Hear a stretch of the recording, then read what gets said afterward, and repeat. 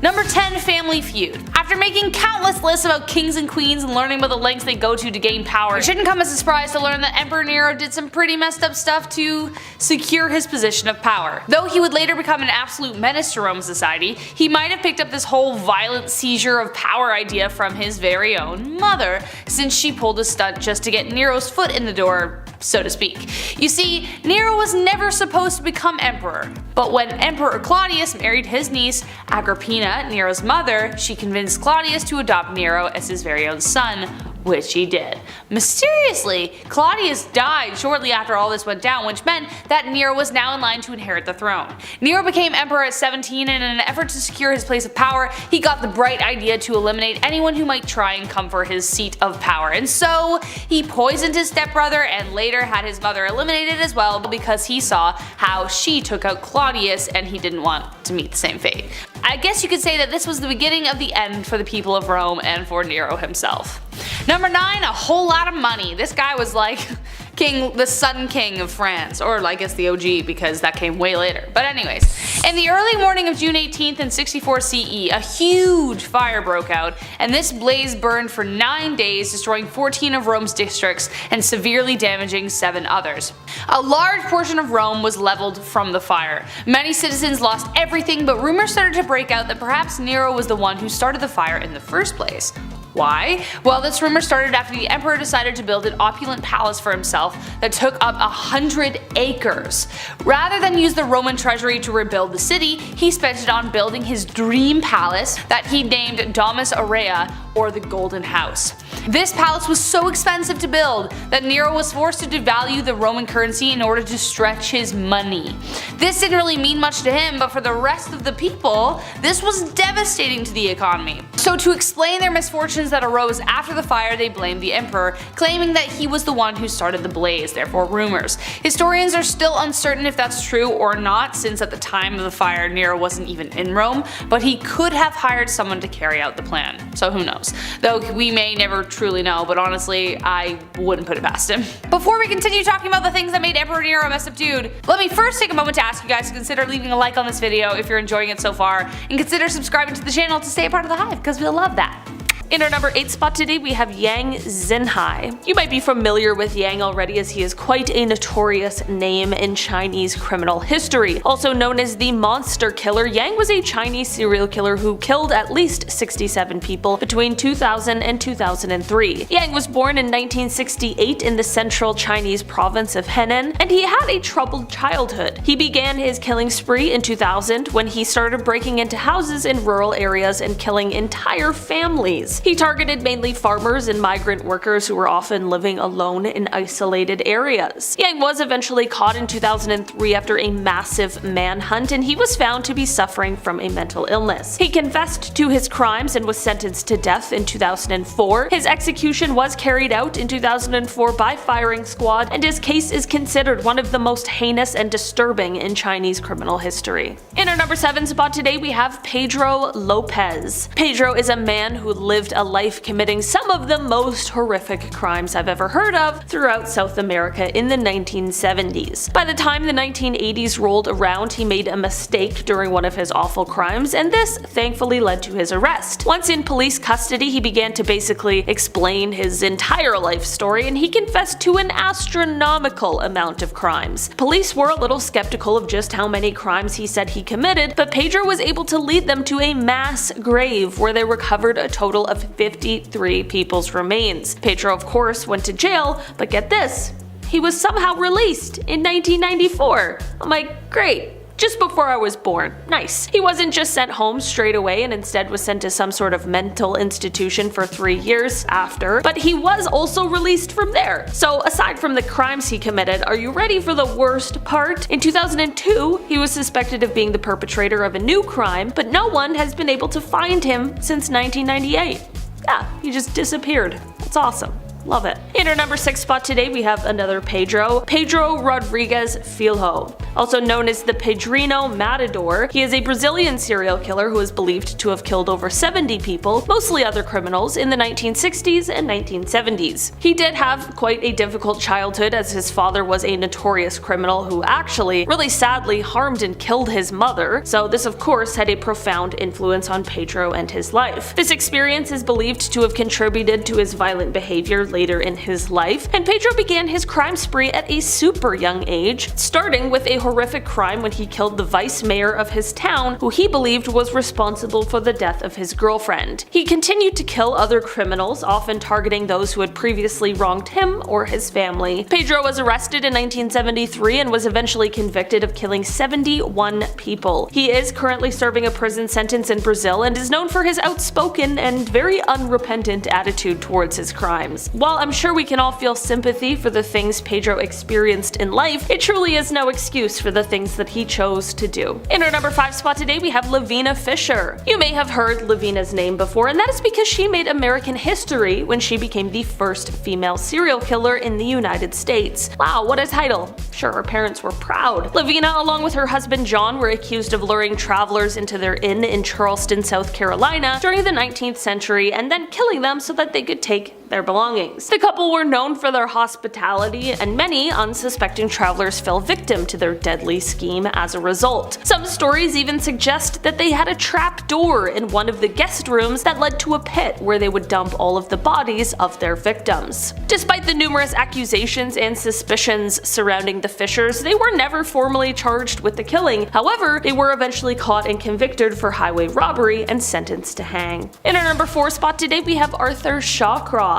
This man is also known as the Genesee River Killer, and his crime spree began in 1972. In trying to navigate these online guidelines, I can't exactly say who he specifically targeted, but what I will say is that while everyone on this list is particularly horrible, Arthur's crimes were some of the worst, if you catch my drift. This story, however, is a little unlike some of the others today, because after the first 2 of his crimes, he was apprehended, but for some insane reason, they allowed him to have a plea bargain where he was allowed to plead guilty to just 1 charge of only manslaughter, for which he served 14 years of his 25-year sentence. In the least surprising turn of events, once he was released on early probation, his real crime spree got started. He would go on to take the lives of 12 women from 1988 to 1989, and thankfully he was finally caught for these crimes and sent right back to prison. Of course, his initial early release was the subject of huge controversy, rightfully so, and Dr. Michael H. Stone, professor of psychiatry at Columbia University, called this early release, quote, one of the most egregious examples of the unwarranted release of a prisoner. In the end, Arthur passed away in prison while serving a 250-year sentence. He passed in 2008 after suffering a heart attack. In our number 3 spot today, we have the Hwaesong serial killer. This is the name used to describe a notorious unsolved criminal case that occurred in South Korea during the late 1980s. The killer was responsible for taking the lives of at least 10 women in the city of Hwaesong between 1986 and 1991. The victims were all found, but there was little to no evidence left at the crime scenes. The case was highly publicized and became one of the most infamous serial killer cases in South Korean history. Despite a massive investigation and the arrest of several suspects, including a man who confessed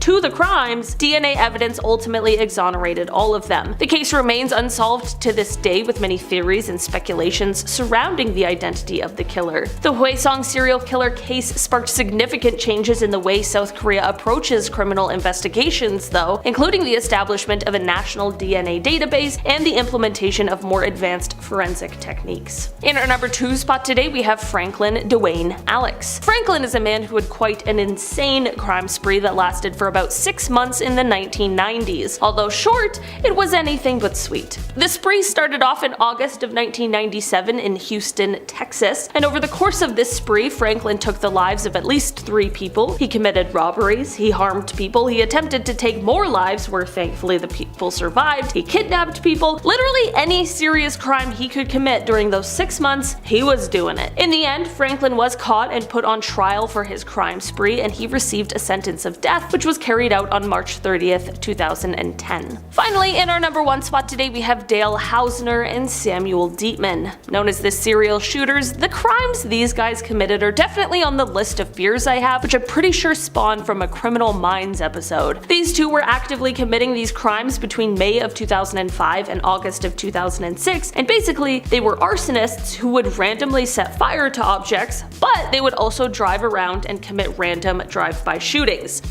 That's the really scary part. The fire thing is also bad, don't get me wrong, but there's just something about completely random violence that absolutely terrifies me. In the end, a series of tips is what led investigators to identify the perpetrators of these horrible crimes, in particular one from a friend of Samuel who explained that Sam had actually confessed to some of the killings one night while drinking. In Dale's trial, he was found guilty of 80 out of the 87 felony charges that were brought forth, and that was all in one single trial. The charges included the killings and attempted killings he had done, arson, animal cruelty, and the drive-bys. In the end, he was sentenced to death 6 times, and his brother, who was later found out to have assisted in some of the crimes, was sentenced to 25 years. Samuel was sentenced to life in prison without the possibility of parole. While Dale sat on death row, he apparently asked to be put to death as soon as possible, and in the end, in 2013, he decided to take his own life. Samuel, however, remains in prison. Starting off this list, in our number 10 spot, we have Nero. For this one, we are taking it all the way back to the age of the Roman Empire. When we think back to these times, they weren't necessarily the most kind, peaceful of times, but there certainly are some characters that stand out as being particularly brutal, and one of those is Nero. Throughout his reign, he wreaked havoc on the Roman Empire, he burned cities, he killed thousands of people, including every member of his own family, and I mean, we know the inventive execution methods of the past, so you can probably guess at just how brutal these all were. Most Roman sources give us an almost completely negative review of him in reference to both his personality and his reign as a leader. He was called compulsive and corrupt, and it is believed that he is actually to blame for the great fire that burned Rome, but instead he used the Christians as a scapegoat so that they would receive punishments rather than him. In the end, after being declared a public enemy by the Roman Senate and realizing that the rebellion would be lost, he ended up taking his own life at the age of 30. In our number 9 spot today, we have Shoko Asahara. Leader of the Shinrikyo cult, this person claimed to be the reincarnation of the Hindu god Shiva. He said that he was destined to lead his followers to salvation once the apocalypse came, but then once he lured in followers, he claimed that he could also teach them to levitate and develop telepathic abilities. Seems very legit. Apparently, those who were the most skeptical, he allowed them to drink his bathwater. No idea why or what this was supposed to be for, and I wish I could unlearn it, to be honest, but now we all just have to suffer with that information together. The cult continued to grow and drew in influential and wealthy people, and what did he do? Well, he made a science division of this cult, and this is where they studied the microorganisms living in his bathwater. I'm just kidding, it was actually really messed up. The group went on to attack Tokyo in 1994, which took the lives of 7 people. Then in 1995, they released gas into the Tokyo underground, which led to 12 deaths, 50 injured people, and more than 5,000 people with temporary vision problems. In the end, he and 11 of his disciples ended up being arrested and charged, and they were all sentenced to death in 2004. Number 8. Albert Fish. Albert is one of the oldest people on this list. He was dubbed the Brooklyn Vampire, or the Moon Maniac, or even the Boogeyman himself. It's clear that Albert was a terrible human who did terrible things. I can't really talk about some of the stuff, but yeah, given those nicknames, you can piece it together. In the early 1900s, Albert was arrested, tried, and convicted for killing, and then doing other things with these people. Horrible. But the horror was not over at that point. No, Albert began to claim that although people knew about 3, the actual number of casualties was closer to 100. And he even claimed that he had some in every state. So that's disgusting. And to make matters even worse, as if it wasn't already terrible enough, this deranged lunatic also sent a letter to the mother of one of his victims. He sent a letter detailing everything about how he lured the victim and the rest of the horrific details that occurred afterwards. Number 7. Jeffrey Dahmer. Okay, Jeffrey is one of the most well-known serial killers, with his crimes taking place, of course, from 1978 all the way to 1991. His crimes are far too brutal for this channel, but he's known for taking the lives of 17 different people. At his trial, not only did he plead not guilty, but his attorney had some interesting words for the court, some interesting things to say. His attorney stated that his bloody pattern had caused him to believe that he was the devil, which was intended to bolster his insanity plea.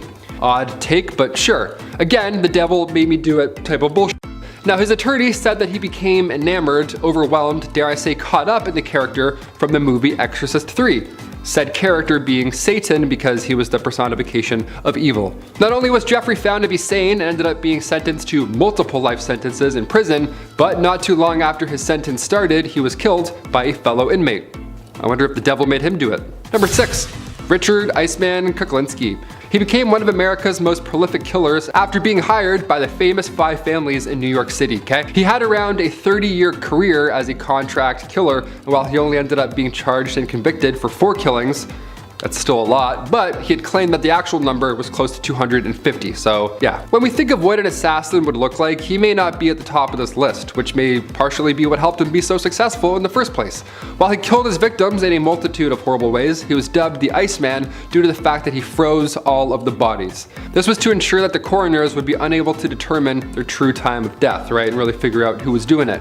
Richard ended up passing away in jail in 2006. Yeah, we know the time of death for that one. We know that one very well. The Iceman, check it out, it's on Netflix. It's a good documentary. Number 5, Ted Bundy. One of the most famous killers of all time. Ted Bundy killed upwards of 30 people during his crime spree back in the 1970s. Now, most interviews with Ted are extremely well known and they're horrible, but there's one interview that's very disturbing that's not as popular as the others. In this interview, he's talking about taking the life of a student, Georgianne Hawkins. The chilling part of it is how he talks about these dark matters just so matter-of-factly, like it's a casual conversation between work friends, like it's not him describing the most horrible acts ever committed. She had a Spanish test the next day and she thought that I had taken her to help tutor me for a Spanish test. It's kind of odd. Now, of course, over on Netflix, you can pick a number of installments involving Ted Bundy. There's Conversations with a Killer, there's a movie with Zac Efron. Choose your fate. Either way, the story that you're going to hear is chilling, so you've been warned. Number 4, The Staircase. The Staircase is a classic true crime staple, one of the most widely debated cases ever, as a matter of fact. Back in 2001, Kathleen Peterson was found dead in her home. Now, this docuseries follows the investigation, a few theories surrounding the case and the trial, but Kathleen was found at the bottom of the stairs of her home, and it's horrible, it's sad, it's tragic.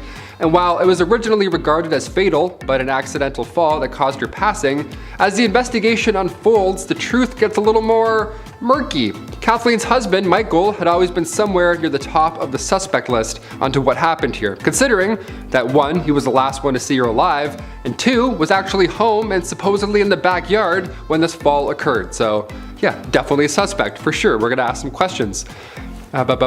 There's crazy theories surrounding this death. There's theories of Michael's infidelities all the way to a barn owl. There's a lot of speculation about this case, and this documentary is one you want to watch if you're a true crime lover.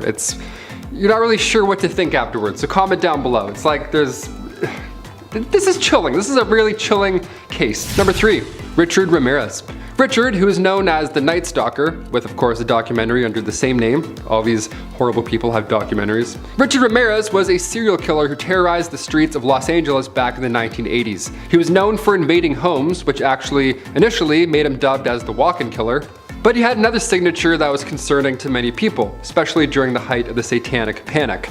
Richard was known for leaving behind different satanic messages at the scene of his crimes. Imagine walking in on that, that's terrifying. Because of his satanic signature, after he left his first pentagram at the scene of the crime, authorities became worried that he was a Charles Manson copycat, but instead he was just his own kind of monster.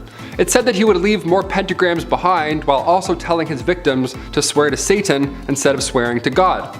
And during his court appearances, he would also hold up a pentagram, and after pleading not guilty, he said, "Hail Satan." So, yeah, quite horrible, I'd say. Number 2, Charlene Gallego. A match made in hell, it seems. Okay, this is a 2-for-1, so buckle up.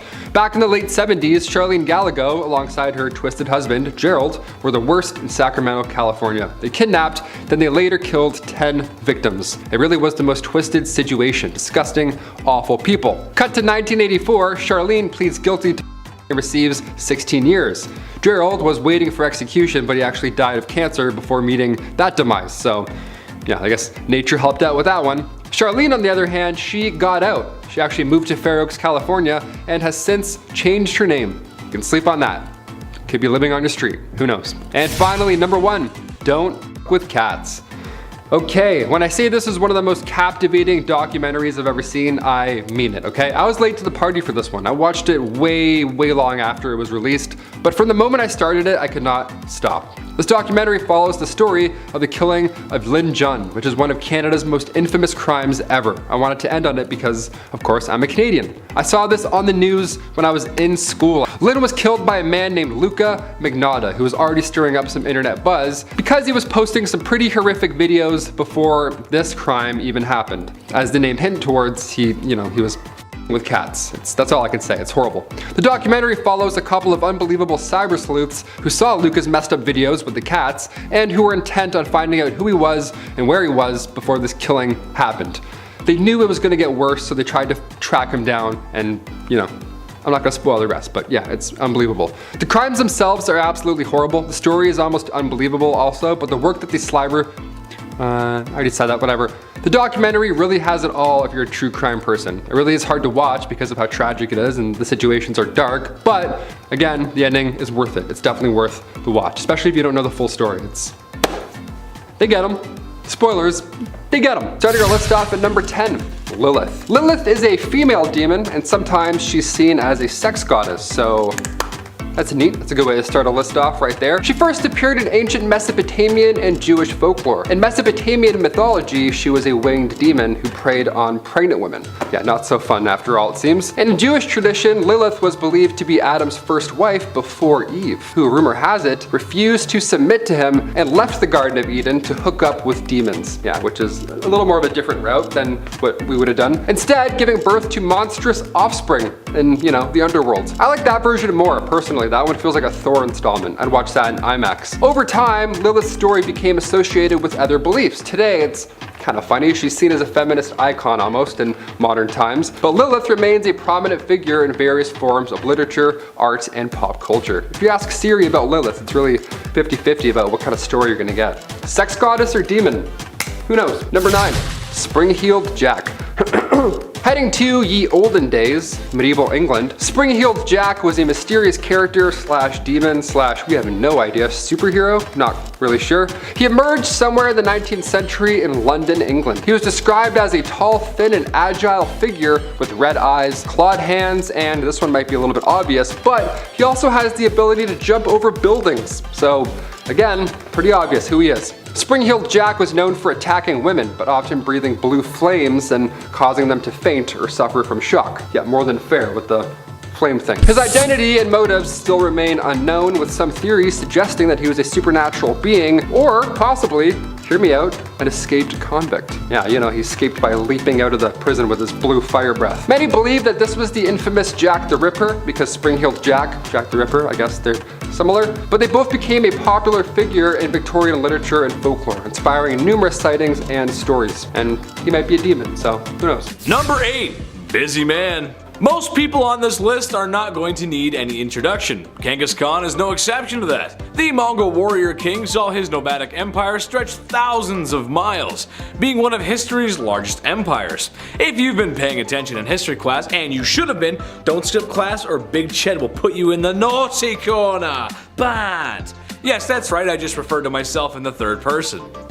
Speaking of third person, that's how many people Genghis unalived in his bloody conquests. Oh, did I say 3? I actually meant a lot. Did I say a lot? I actually meant a disturbing amount. Some people like to point out that he was accepting of other people's cultures and beliefs. Yes, that is true, but that's after he burned down the village right before he got to yours, and you got forcibly assimilated into his numbers. As you can also imagine, a bloodthirsty barbarian like him did not treat women with much respect. It's Genghis Khan, man. That's just how it do be. Number 7, so long, Bowser. Ivan the Terrible. Okay, sure, Vlad was called the Impaler, but you can kind of take that in a different way, right? Not in that way. All innuendos aside, with a name like Ivan the Terrible, it's kind of hard to work around that. Even as a child, Ivan was showing traits of an evil dictator, or supervillain really. as it's said that he would throw animals off of tall roofs in the same way that Mario throws Bowser off of platforms. Becoming the first Tsar of Russia and probably its worst, he's responsible for many horrors and crimes, but the most infamous being his responsibility for his own son's demise. After a heated argument regarding his unborn grandson and in a binding fit of rage, Ivan claimed his son's life. Sure, dads get angry when sons don't help mow the lawns or help take out the trash, but that's going a little far. One minute you're having a fight with your dad, and the next minute you're being carried out by Ghanaian pallbearers. You know, the dancing guys, the memes, the casket, you know? Yeah, it's a joke. Number 6, the Mad Doctor. I love doctors. Shout out to the people working in the medical field right now. I appreciate you. I couldn't even imagine the horror that is medical school though. We all know my track record for reading, and hours upon hours of studying would just be bad for my health. I gotta squeeze more video game time in there, it's just how I work, man. However, one doctor I would not want to cross is Dr. Henry Howard Holmes. He is most likely the inspiration for a lot of horror movies. A serial unaliver, said to have been performing surgeries on animals at a young age, which, again, doing some freaky deaky stuff to animals as a kid is like the red flag of red flags. It's like the only red flag. If that wasn't enough, he used to steal cadavers from the university he was studying at and doing all kinds of not nice things to them, naughty, bad. Having a clear obsession with medical practices and anatomy probably was helpful in disposing of his victims. And like something from Tales of the Crypt Keeper, that's exactly what he did. He constructed a large house, or building really, with trap doors, secret tunnels, and a lot of rooms. A basement where he could dispose of his victims. He would later then open this house of horrors up as a hotel where unknowing people would come to meet their doom. Yes, Tales of the Crypt Keeper. Come check in to the Hotel of Doom. Number 5. Bad Comrade. Stosif Jalin was the leader of the Soviet Union for probably too long. A man who worked his way up the political chain until General Secretary meant leader, which, if you look it up, it's kind of crazy. That itself is a crazy story. He's responsible for a great loss of life. It is estimated in the range of 40 million people. Ooh, yikes. Most spooky evil dudes usually go after an enemy, to someone they consider to not be part of them. He did do this, but a lot of his own people sadly met their ends from the Red Menace too. Organized and deliberate purges of people and famines to starve people. It's safe to say he is and was and always will be one of the worst humans to ever walk the face of the earth. To put it in perspective, Jalin's son was a soldier in World War II, and after being captured by German forces, the Germans thought they had one on the boss. Heck, this was a get out of jail free card, right? Well, when a prisoner trade was proposed by the Germans, Jalin laughed at only how an evil communist could, and denied the trade. His son would later perish in a POW camp shortly after. What a monster. You think you trade with me? Keep him, I don't want. Number 4. Fine white powder. Oh, to be in Miami in the mid-1980s. If I had one wish, it would be to spend a summer night in the neon-soaked beaches of Miami under strict laws enforced by a president who didn't know what was going on right underneath his nose. If you were around back then you probably got to experience something like that. Or at least in my fever dreams. I hope so. But as much as I'd like to be Tony Montana with all that sugar on his desk, I know it's bad for my health. Speaking of bad for your health, Pablo Escobar. I know, that's where I went with that. Probably the most ruthless criminal ever to live on planet Earth. Pablo was a poor man born in a poor country, but ended up being one of, if not the richest man on planet Earth. His lucrative distribution of adult sugar in the 80s made him very wealthy. It also made him very dangerous, as he was willing to do whatever to get his way. Extortion, bribing, bombing, just about anything you can think of. Oh yeah, he was one bad dude. He had so much money that he had to bury it all over Colombia.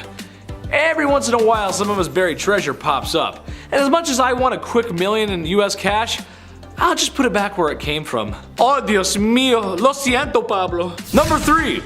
Al Capone. Another ruthless criminal, and honestly, Capone walked so gangsters like Pablo could run. Part of the ruthless Italian mafia that was the outfit, Capone worked his way through the ranks during 1920s Prohibition America, earning millions in his time where really just $100 could stretch a long way. Capone is noted for his violent behavior throughout his life and the many accidents accidents he caused directly or indirectly. Prohibition and the Depression were hard times for a lot of folks in America. However, the media and the people of Chicago at first always wanted to see what the lavish gangster was up to, as his criminal life became somewhat publicized. Most likely due to his wealth. The dude was rich. He eventually would get arrested and sent to Alcatraz, which was probably the worst prison in America, or the best Call of Duty Zombies map, depending on how you look at things. I look at things through a Call of Duty way, so Number 2, Gavrilo Princip. That might not be a name that you're familiar with, but it was the man who unalived Franz Ferdinand, which started World War I, which caused World War II, which caused the Cold War, which caused the collapse of Soviet Russia, and it's why you live in a post-war globalist world with markets developing rapidly in the cyber world. Except maybe the whole thing in Ukraine, watch out for that. Kinda crazy to think how all that could come from one wrong turn and a guy seizing an opportunity. But this also means he's kind of responsible, in a way, for all the bad stuff that happened in those times as well. So maybe don't seize the day, I'm not sure. Just don't be ruthless criminals, guys. Watch our videos instead. Although I could blame him for failing my math test in high school. Yeah, we'll go with that. Number 1, Mao Zedong. I'd like to come out here and tell you all about the chairman of China, but that simply is just too hot for TV, and if it's too hot for TV, it's too hot for YouTube. Basically, he was the dictator of communist China and is responsible for many lives lost. It's estimated to be somewhere in the range of 60 to 80 million people. Whoa! Dude was down bad, the definition of down bad, and although many were told to adore him, there's still a great many people who remember the terrible things he's done. From Beijing to Hong Kong, there's not a person around who doesn't know who he is. If being a no good, rotten person was an Olympic sport, he would have gold medals coming out of his ears. Number 10, George Chapman. Starting off with George Chapman, we're going back to the late 1800s for this piece of work right here. He began his career at first as a Polish doctor, but in 1888 he moved to London, and that's when things got a little more dicey. Once in London, Chapman sought out 4 mistresses. Not 3, not 2, not a side thing, not 4. Let's do 4 at the same time. George Chapman was a doctor, a cheater, and a killer. He poisoned all 4 of these women with arsenic. It was terrible. Chapman himself was executed for these crimes in 1903, but we're still talking about them because this guy was so bad they thought perhaps he might have been Jack the Ripper, but that's since been proven otherwise, so yeah. Imagine someone being so bad, they're like, maybe he was Jack the Ripper, maybe he was just another horrible individual, who knows. Number 9, Arnie Cheyenne Johnston. Okay, this was the famous Devil Made Me Do It case. If you've watched the new Conjuring sequel with the same title, this should all ring a familiar bell. Well, it's based of course on a true story, all that's real. Back in 1981 in Brookfield, Connecticut, Arnie was convicted of first-degree manslaughter and the victim was his landlord, Alan Bono. Now, prior to this, about 2 months prior, the Glatzel family witnessed their son David host a demon. Right? David was behaving strangely, the family was confident this was the work from the devil, so they called in the pros. They called in Ed and Lorraine Warren. Now this was a process that lasted days, and witnesses say that the demon that fled out of the body of David was the same that took over Arnie a few months later. The same demon that made him attack his landlord. Yeah, Arnie was convicted and he served 5 years out of a 10 to 20 year sentence. Yeah, he was released on good behavior. Number 8, the Shaving Festival. This is like totally Sweeney Todd in my head. Anyways, in many cultures, there are coming of age celebrations. There's the quinceañera, the bar mitzvah, the bat mitzvah, and plenty of others around the world. Back during the rule of Emperor Nero, he came up with his very own version of a coming of age type of celebration, and it was thrown in honor of his beard. Yes, Nero created an entire festival to honor his facial hair. This takes me right back to grade 8 when all the boys were like, do you see it? Do you see it? Or like putting mascara on their mustaches? True story.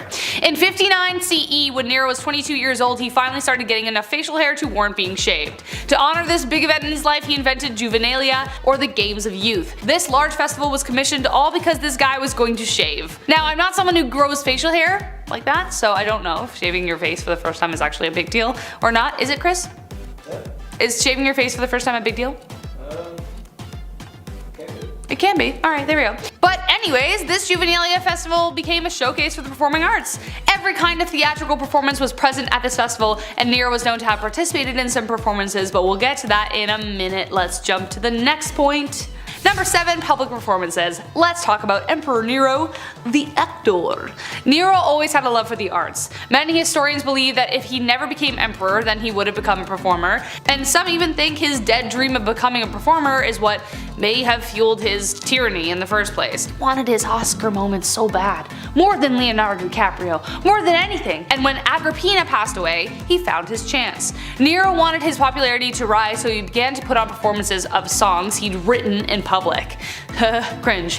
His active pursuit of the arts did the exact opposite, however. Roman nobles absolutely despised professional actors and actresses, so to see their leader do such a thing was an embarrassment. He even arranged his diet and activities around his artistic endeavors. Despite some of the more gritty details of this cruel emperor, his passion for the arts by all accounts was genuine. It was just super desperate, dude, like calm down. Number 6, personal hype men. Rejected! Rejected! Yeah, you just got rejected! R-E-J-E-C-T-E-D, rejected! I hope you enjoyed that Zoe 101 reference, and yes, it is somehow related to Emperor Nero. Did I think I would ever use Zoe 101 and Emperor Nero in the same sentence ever in my life? No.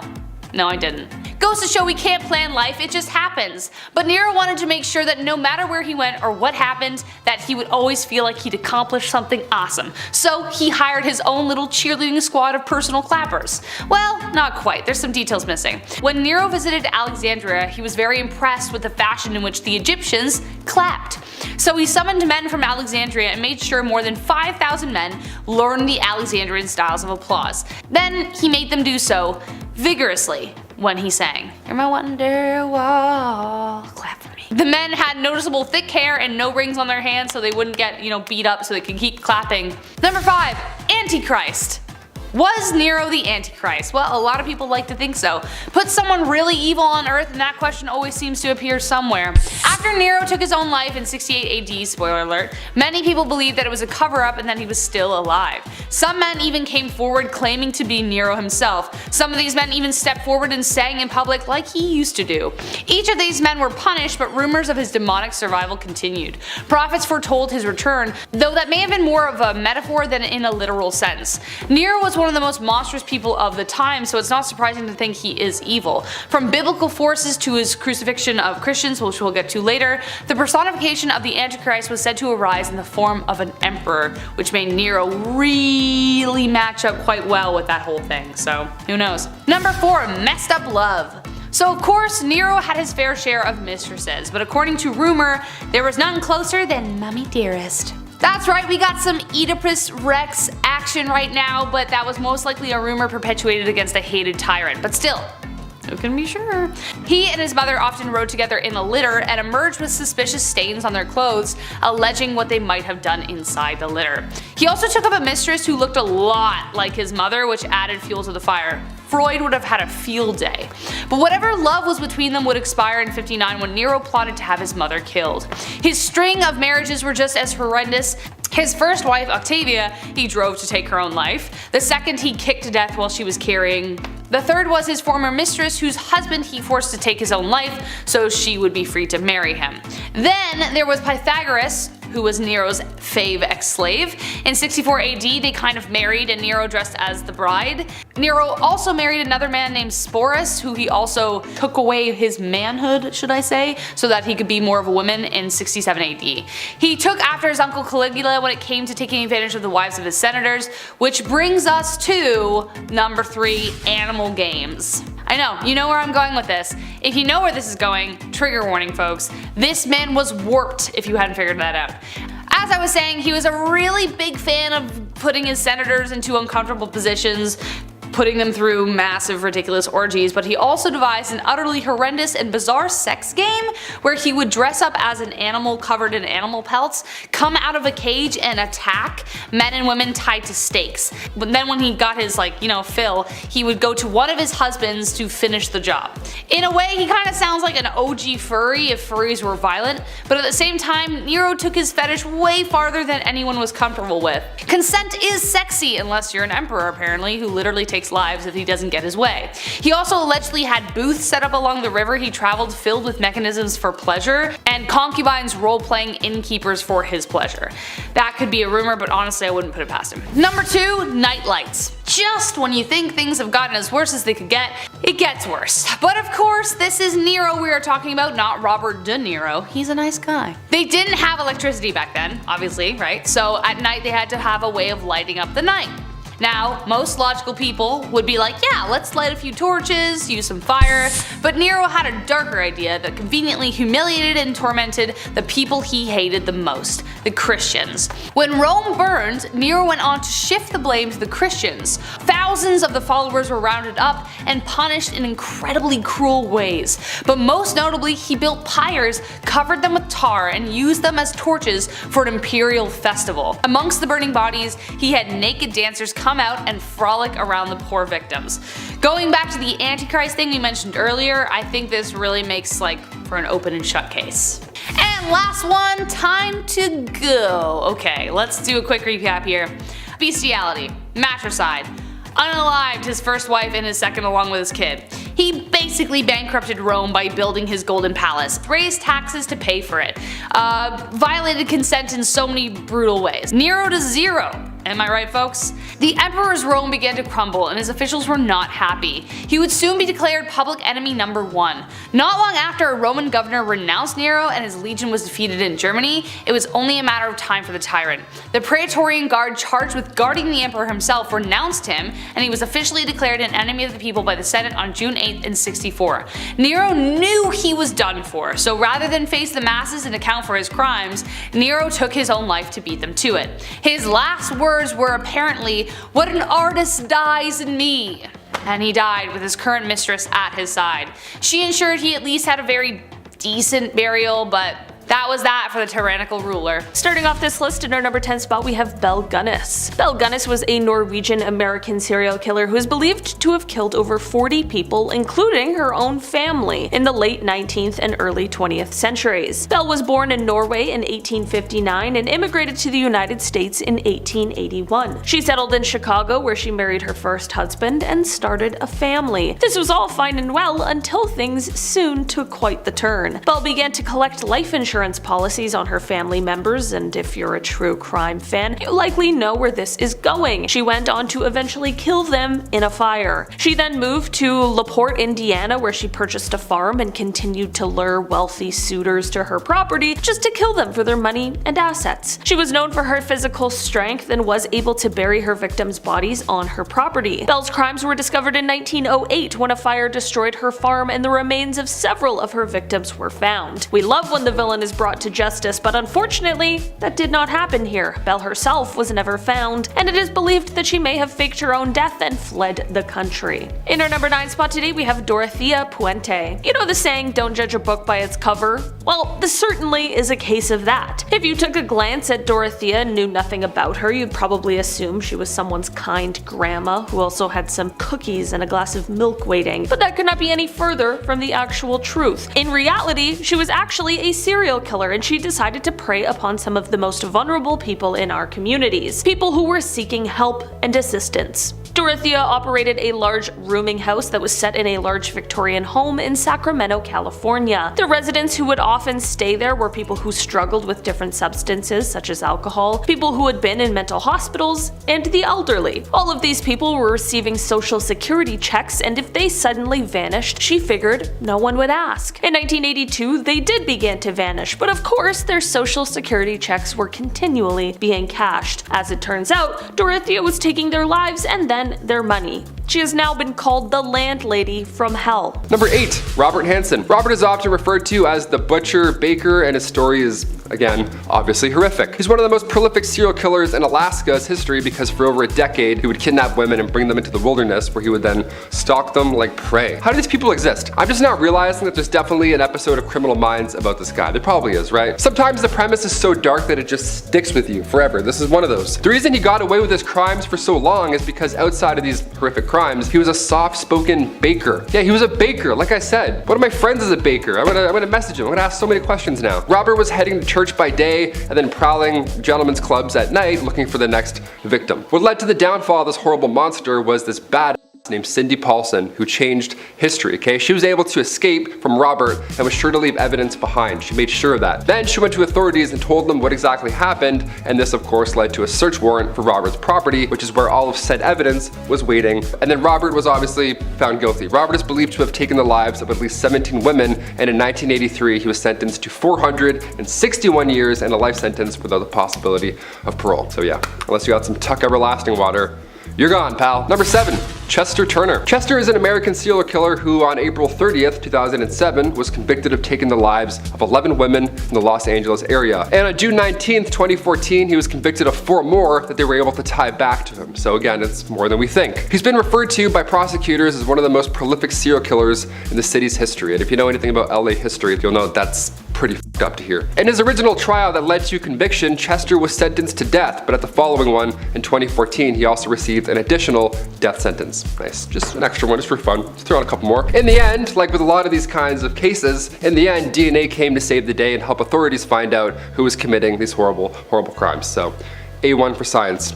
We locked them up and found out. Number 6, Jeffrey Dahmer. Of course, we have to throw in Jeffrey Dahmer, one of the most well-known serial killers with his crimes taking place from 1978 to 1991. Your parents probably remember a lot of this. His crimes are far too brutal for this channel or this website, but he's known for taking the lives of 17 different people, I'll say that. At his trial, not only did he plead not guilty, but his attorney had some interesting words for the court. His attorney stated that his bloody pattern had caused him to believe that he himself was the devil, which was intended to, bolster his insanity plea and help him out. Again, that devil made me do it type of bullshit. His attorney said that he became enamored, overwhelmed, and caught up in the character in the movie The Exorcist 3. Said character was Satan because he was the personification of evil. Not only was Jeffrey found to be sane and ended up being sentenced to multiple life sentences in prison, but not too long after his sentence started, he was killed by a fellow inmate. I wonder if the devil made him do it.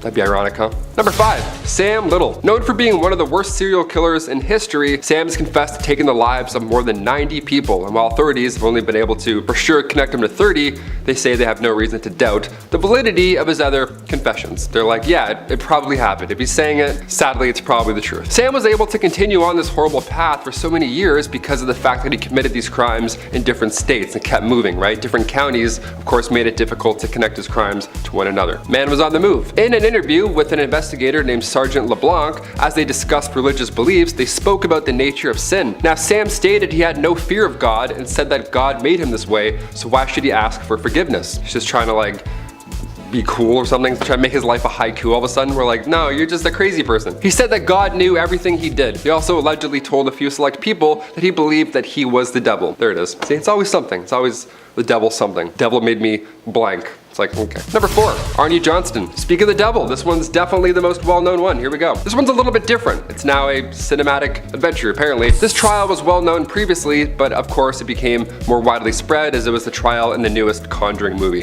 That's what it was based off of. In 1981, Arnie Cheyenne Johnston killed 40-year-old Alan Bono in what appeared to have been a simple argument gone wrong quickly. It got way more twisted and confusing, right? When it came to his defense for the crime, he said the devil made him do it. Just like that third installment in the Conjuring franchise. The title, The Devil Made Me Do It, is in direct relation. This is not just a cool James Wan Conjuring title. This is the real case. This was the first time in history that possession has been used in an American courtroom as a defense. Pretty interesting, right? You think about it. You hear these stories often, but it has to go somewhere. It has to go to court. This was the first time that happened. Arnie had been at the scene of about 3 exorcisms that had occurred prior to his alleged possession and then his, killing. And this is why there's so many believers that believe that he's actually possessed or that the devil made him do it because he was part of these exorcisms or whatever. Because he was guilty by association, a couple exorcisms, so now he's evil apparently. At the end of the day, the jury in the trial decided to convict him of manslaughter. Number 3, Aiden Kok.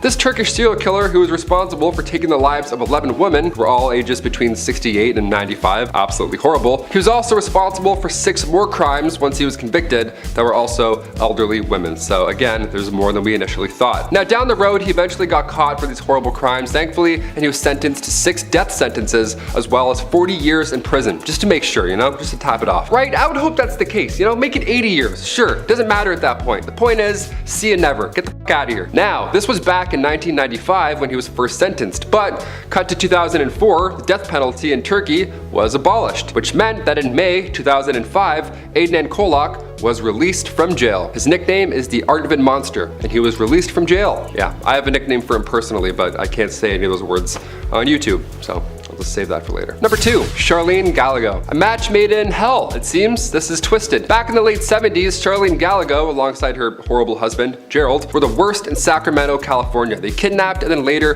killed 10 victims. They kept them and then abused them for a while, horribly, before ultimately ending their lives. Now, it really was the most twisted situation. Just disgusting people, really. Cut to 1984, Charlene pleads guilty to murder and receives 16 years. Her horrible husband was waiting for execution, but he died of cancer before meeting his demise. One of those things where you're like, close. You got close. Charlene got out and moved to Fair Oaks, California, and has since changed her name. So one of them's dead, one of them's absolutely free, and changes her name. Yep, sleeping fair. And finally, number 1, the Zodiac Killer. Of course, this one had to make it on the list because, why, of course. There's a plethora of terrifying people on this list here, but nothing is as terrifying as an uncaught serial killer, and the Zodiac is definitely the most prolific of them all. The Zodiac Killer took the lives of 5 people in the San Francisco Bay Area between December 1968 and October 1969. He was most known for targeting young couples or a lone male cab driver, one of the two. Now, despite 2 people luckily and thankfully escaping his attempted evil doings, he still has never been caught. He was one of those losers who left notes and stuff for the police to find, thought he was like a DC villain, thought he was cool. One of those psychos. While no one's ever heard from the Zodiac since 1974, the case remains active in many different countries, and maybe one day we'll finally know who the real Zodiac Killer is. Number 10, Dracula. The man, the myth, the legend, Vlad the Impaler. This dude was so down bad, he was the inspiration for Dracula. There's really only one reason why he was so evil, and honestly, it's in his name. Vlad the Impaler liked to impale people, oftentimes alive. As if this was the worst thing thought up by a human being ever, he would leave the pikes on display, creating a horror only the eyes of medieval Europe could see. There's gonna be a lot of bad dudes on this list, some really saucy villains, unsavory characters who will make your skin crawl, but only Vlad has been bad enough to get a monster inspired by him, essentially turning his actions into somewhat of a spooky mythology. Dude gives off some serious goth energy. There's a few portraits of him, but if you look at it, he's got this stare in his eyes, like he wants to impale me or something. Vlad be nimble, Vlad be quick, just wait till you see his sharpened sticks. Number 9, the guy everyone knows. Look, YouTube won't let me say his name, but do we really have to? I mean, it's Mustache Man. Infamous for his bad art and lame book, he was the fascist leader of Germany. The very same leader who forced the world into World War II. Remember that one? Yeah, he's the very same monster who organized the destruction of Jewish peoples in Europe, and if he had his way, probably the whole world. I wouldn't be surprised if you showed a picture of him to anyone on Earth, any country, rich or poor, and they will most likely know who that was. That's the kind of evil that will get you talked about in classes all over the world, and likely for a long time. Eventually, he got what was coming to him, and the world had peace and prosperity, and there was never ever another bad stinky war ever again. Why is he not number 1, you might be asking? Well, that's just because his numbers don't compare to others, which is a very troubling statistic. I'll get to that later. In our number 8 spot today, we have Victoriano Alvarez.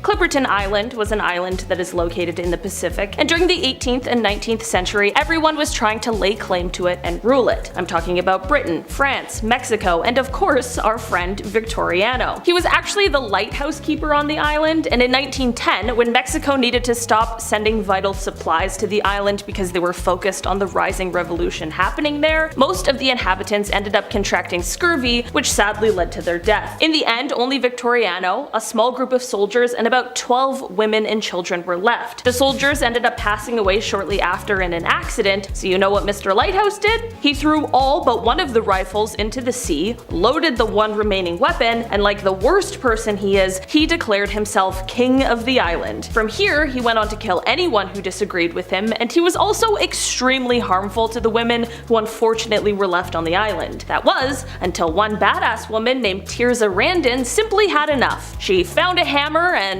well, the rest is history. In our number 7 spot today, we have Richard Nixon. This is perhaps one of the largest scandals and leaks in history, especially in the history of the United States. In the middle of 1972, there were 5 men who were arrested for breaking into and subsequently trying to bug the Democratic National Committee headquarters at the Watergate Hotel complex in Washington, D.C. As the year went on, the 1972 presidential election came closer, and there was an anonymous source who fed information to Washington Post reporters Carl Bernstein and Bob Woodward that, quote, the Watergate bugging incident stemmed from a massive campaign of political spying and sabotage conducted on behalf of President Nixon's re-election and directed by officials of the White House. Despite this information leak and it being reported in the news, Nixon was still re-elected, but he was also under serious investigation. There were a series of Senate hearings, and the Senate even went on to create a special investigative committee. The hearings were broadcast nationwide, and they had witnesses testifying that Nixon had approved plans to cover up administration involvement in the break-in, and that there was a voice-activated taping system in the Oval Office. These hearings captured the attention of Americans everywhere for weeks, and in the end the United States Supreme Court ruled that Nixon had to release these Oval Office tapes to government investigators, which then went on to reveal that he had not only attempted to cover up what went on, but he also later tried to use federal officials to deflect the investigation. Under the threat of an imminent impeachment, Nixon had no choice but to admit his guilt and resign, making him the only president to do so. His successor, Gerald Ford, ended up pardoning him, so he escaped prosecution, but there were 69 other people indicted, with 48 of them later being convicted. Remember that anonymous source who spilled the information in the first place? Well, his identity remained a secret for 33 years until 2005, when former FBI agent Mark Felt revealed himself as the source. This is probably the biggest political scandal in US history, and it revealed corruption beyond what Americans at the time could believe. It truly changed the way that people would look at government leaders forever. In our number 6 spot today, we have Kurt Gödel. The Austrian-American philosopher and mathematician Kurt Gödel lived from 1906 to 1978, and he made quite a name for himself. Being compared to the likes of Aristotle and Einstein, he is best known for his incompleteness theorem, which was a very significant mathematical result. He was obviously very successful and found himself teaching and educating a younger generation, but his personal life is where things got quite dark. When he was just 6 years old, he had a case of rheumatic fever which left him quite ill for the rest of his childhood. This led to him first being pretty preoccupied with his health, and unfortunately this turned into hypochondria, which then led him down a path of complete paranoia. He ended up having an irrational fear of getting poisoned, so to avoid this he would only eat food that had been prepared by his wife, who also had to taste it beforehand. Sadly, his wife was hospitalized in 1977 for 6 months, which obviously left her unable to prepare food for him. Because of the fact that she was unable to do this for him, during this period he refused to eat, which eventually led to him starving to death. In our number 5 spot today, we have Albert Fall. Albert Fall was the Secretary of the Interior to former President Warren G. Harding, and while in this position, he decided to secretly allow oil companies to tap into the Teapot Dome oil reserve in Wyoming and the Elk Hills oil reserve in California. Of course, the reason he did this is because he could make a ton of extra money doing this, like several $100,000. This all started to unravel though in 1922, when there was an expose that revealed that the oil had been sold without any sort of competitive bidding. After this expose,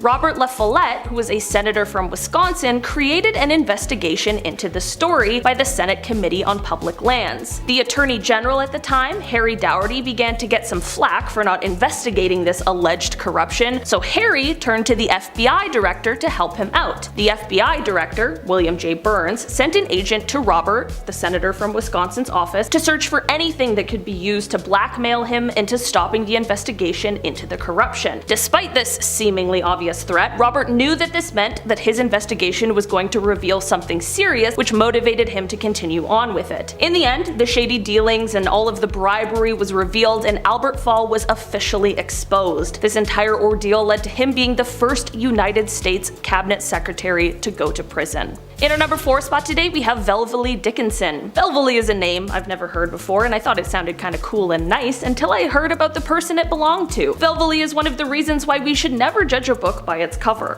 On the outside, she appeared to be like a regular older lady who ran a doll store. Who would think the owner of a doll store would ever be a villain? Okay, maybe everyone. But anyway, as far as I know, everything started out more normal, but once her husband passed away from a heart attack, things took a very sinister twist as she started to take on some interesting side projects for a little extra cash. In 1942, the FBI was able to intercept a letter that was on its way to Buenos Aires. The letter spoke of a quote, wonderful doll hospital and quote, 3 old English dolls, and the FBI was like, hey, that's kind of weird. So their cryptographers went to work and it was uncovered that this letter was actually sent in code. As it turns out, these letters were actually sending military secrets to Japan, and some of the information within them would have been extremely valuable if the letter hadn't been intercepted and never delivered. Turns out that Velvalee had visited the Japanese Institute in New York, befriended the consul general, and connected with a Japanese naval attaché. The FBI arrested Dickinson, and upon doing so, they found huge amounts of cash along with the instructions for the code she was to use in the letters. She ended up being sentenced to 10 years in prison. In our number 3 spot today, we have Monica Witt. Monica is a former United States Air Force technical sergeant as well as defense contractor who has been on the run since 2018. Despite her high-ranking position and high security clearance, she is on the run because she defected to Iran in 2013. It is said that from 2013 up until she was found out that she was using her position in order to spy on the United States and relay that information back to the group she was working for. She used different fake Facebook accounts, and it is said that the information she gave included the classified true name and counterintelligence activities of a US intelligence operative. This is of course a problem regardless of how important this operative was, but it is said that this information she shared had the potential to cause serious damage to United States national security. It truly is an absolutely wild story, and Monica is still out there on the run, hiding from the consequences of her betrayal and espionage. In our number 2 spot today, we have Irene of Athens. Taking it back to the Byzantine Empire, Irene of Athens was the mother of Constantine VI, and while the pair co-ruled together for almost 2 decades, things ended in quite the tragedy. After the pair co-ruled, Irene did go on to rule on her own from 797 to 802 CE, but you might be wondering how she managed to outrule her son. Well, Irene, the ambitious ruler, wanted full control all to herself, so she asked for the help of some political allies to pull off a scheme against her own son. She began to lead a conspiracy against him to try and get him out of power. The duo did end up reconciling their relationship, but this is not where the story ends. In 786, the public began to turn their backs on Constantine because he had decided to divorce his wife and instead marry his mistress. Irene saw this as a second chance and once again chose to conspire against her own son. Honestly, fool me once, shame on me. Fool me twice, this lady did not care. Here's where things in the story get exceptionally gory though. Irene not only ordered the arrest of her son, but also ordered that his eyes be gouged out.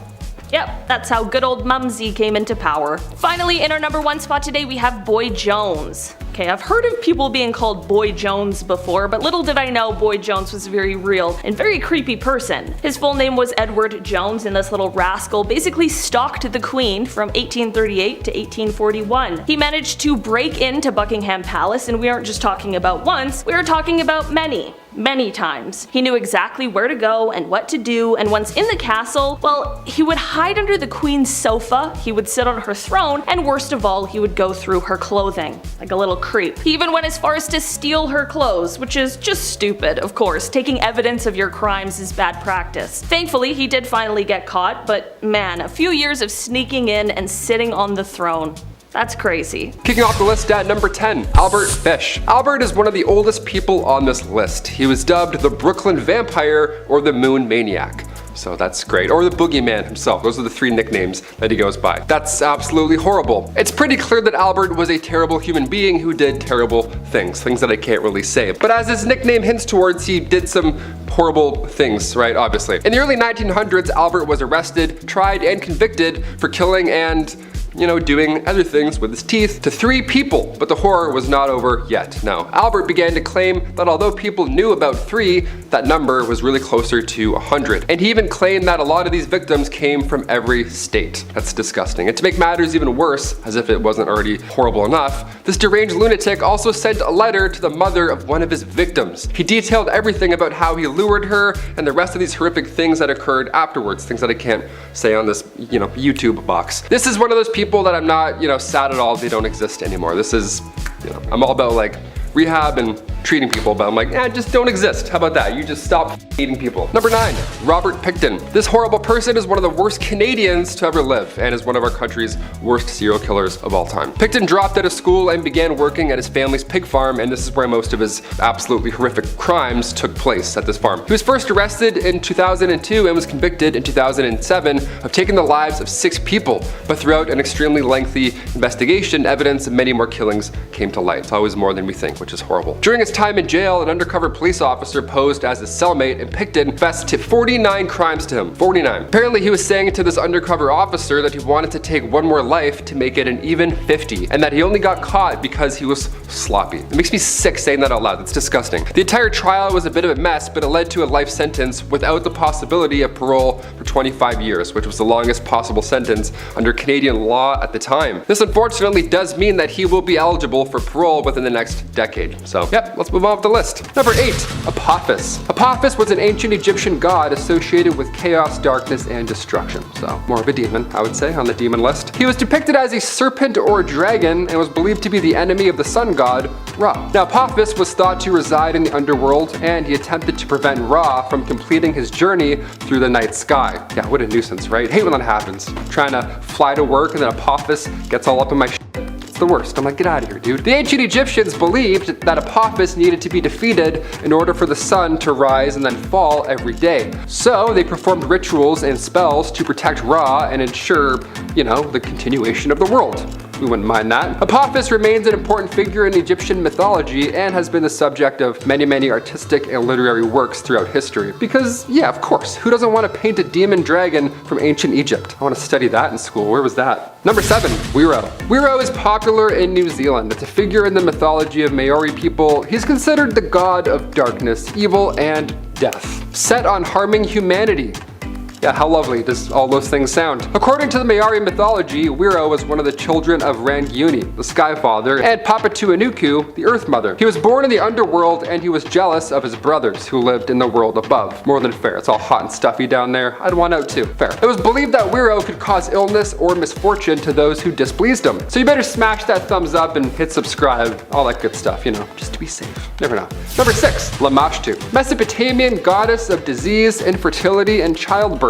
Nice, real tender one, this one. She was believed to be a demon who preyed upon pregnant women only. So specific and so horrible. God, some of these are kind of cool, some of them are just all bad, like this one. Lamashtu was often depicted as a female figure with a lion's head, donkey's teeth, and wings. So a little silly, but also quite terrifying. This is what happens when Donkey and Dragon hook up in Shrek. You get this monster coming out. It's not so fun. When it's not animated, it's disastrous. It's a monster. Lamashtu was believed to have the ability to harm people through various means. Devouring them, stealing you from your home, causing you to fall ill, pretty much anything, no escaping this one. To protect against Lamashtu's influence, pregnant women were often given amulets or protective charms. Lamashtu was also associated with witchcraft and was said to have the ability to shapeshift into various animal forms, so be on the lookout for every and all of the animals. Could be demons, who knows. Number 5. Asog, not to be confused with Asap, not the same at all. My autocorrect was not, I'm like, no, that's not the one. Asog is a demon from Sumerian mythology who is associated with disease and destruction. The 2 D's you don't want right there. Not D&D the fun ones, the D&D the bad ones. According to legend, he was born from the god Anu and the goddess Ki, but was rejected by both of them, yikes, because of his monstrous appearance. That's sad, that's pretty sad. They both rejected him because of his looks. Like, guy, you made this. What are you talking about his looks? That's half you. Asog is depicted as a large horned creature with a scaly body and sharp claws, said to bring chaos and fear wherever he goes. Yeah, Definitely. Asog is often associated with the spread of illness and pestilence. Now, Sumerian mythology really did not like this one. Some versions of the myth would have Asog be defeated by the god Ninurta, who uses the power of the storm to vanquish the demon and, restore order to the world. Which, yay. So unless you have a storm lying around anywhere, it's gonna be a tough fight. You're probably gonna lose this one. Number 4, Floros. Floros is a fun one. As far as appearances go, he's a little different. Not so much a dragon this time around, so that's great. Floros was said to have the power to cause destruction and chaos. Now, according to some accounts, he would appear as a leopard or as a man with the wings of a griffin. Two very different descriptions, but I'll take it. I like the cheetah version a bit more. He looks so vulnerable that way. He looks like he's like naked, like he forgot a towel after he showered. I don't know. As far as demons go, not as intimidating. But as far as powers go, he packs a punch. Floros is associated with fire and is said to have the ability to control or summon it, just like that. How fun. Yeah, flame on, I guess. I'm never sleeping again. Floros is also known for his ability to reveal hidden secrets and to protect those who summon him. So if your homie's with him, you're good. Otherwise, fire and silly walks are coming your way. It's said he should only be summoned by experienced practitioners of the occult. So no amateurs allowed, just people that are OG with the occult, and you're good. Number 3, Incubi and Succubi. 2 for the price of 1. Let's go, why not? Incubi and Succubi, these supernatural creatures are from various cultural and religious traditions. So, pick your poison. They're often described as demons that prey on humans during sleep. So, yeah, say goodbye to your 8 hours. Incubi, they're male demons who visit women in their dreams, often for sexual purposes. Yikes. While succubi, they're female demons who visit men in their dreams. They're the Bonnie and Clyde of confusing dreams, I guess. In some traditions, they're believed to have been the offspring of fallen angels and mortal women. The legends of incubi and succubi have actually been used to explain sleep paralysis. So, I hope that didn't just ruin your day. His and her demons. How cute. Number 2, Baphomet. Baphomet is a deity that originated in medieval European occultism and has since been associated with various mystical practices, as are all of these. They're just used many a times in many a places. Baphomet is typically depicted as, well, you'd guess, the classic winged humanoid disgusting looking figure with a goat's head and scary horns. But here's where Baphomet, dare I say, here's where they stand out. They're often seated on a throne with an inverted pentagram symbol. Yeah, this guy sounds a bit familiar, doesn't he? Baphomet has been associated with various occult concepts such as the union of opposites and the pursuit of spiritual enlightenment, which is, don't Google those, that's for sure. In modern times, Baphomet has been adopted by various groups and movements, including that of Satanism and the occult. This is our OG Satan right here, that's him, I guess. I say our, like I'm part of the cult, I don't know, that was weird. The earliest reference to Baphomet is a letter written by French Crusader back in 1098. So yeah, keep an eye out if you see a demon humanoid on the Iron Throne. I guess watch out for that guy, sure. And finally, number 1, Leviatar, the best for last, in my opinion. The goddess of death and pain, according to Finnish mythology. We'll finish with the Finnish. There we go. She is also known as the Lady of the North, which sounds like a character from Game of Thrones, but she was a little more haunting than the naked Red Witch was. Yeah, a little different looking, that's for sure. And she's believed to be the daughter of the god of the underworld, so daddy issues for sure, probably. Leviatar is described as a tall woman with pale complexion, dressed in all black clothing, and she's associated with disease, plague, suffering, pain, illness, all that good stuff, and is said to have given birth to 9 diseases. 9. Not 2, not 3, just 9 diseases. Couldn't get enough of them, just here, take them all, why not? Leviatar was feared and respected by the ancient Finns, and offerings were made to her in times of illness or calamity. Her influence can still be seen in modern Finnish culture and folklore. Again, creating 9 diseases, yeah, we're probably gonna talk about her for a few years. Like, don't do that maybe. 1, fine. Maybe 1 to build character, but 9 diseases?